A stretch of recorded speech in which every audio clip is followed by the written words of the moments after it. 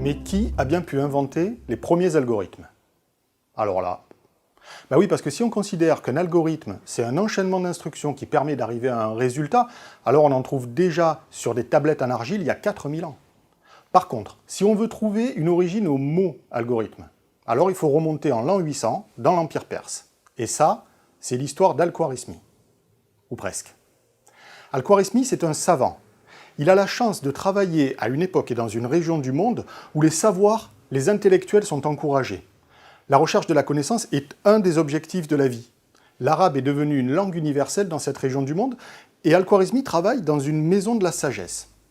C'est un endroit qui est conçu pour que les savants se retrouvent pour traduire, comprendre et transmettre des connaissances qui leur viennent d'autres civilisations. Ils font un énorme travail de rassemblement, de traduction et de compréhension. Ce sont des passeurs de connaissances. Et une de ces journées qu'Al-Khwarizmi pensait être encore une journée chameau, boulot, dodo, le calife vient le voir et lui dit « Al-Khwarizmi, j'ai besoin que tu rédiges un livre qui va aider nos concitoyens.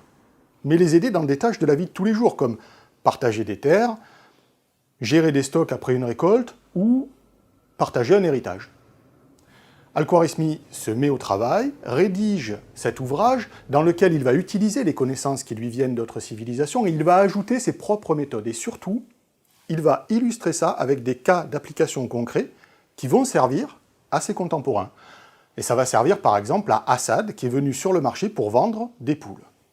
Assad est venu vendre 3 poules au marché. Seulement voilà, Assad ne sait pas combien vaut une poule. En face de lui, il y a Jasmine qui est venue vendre un lapin. Et Assad se dit tout de suite 2 choses. La première chose qu'il se dit, c'est « Je sais qu'un lapin, ça vaut exactement 3 poules.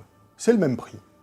Et je sais aussi qu'il faut absolument que j'aille parler à Jasmine et briser la glace. » Alors Assad prend son courage à 2 mains, il va voir Jasmine et lui propose de vendre les bêtes ensemble.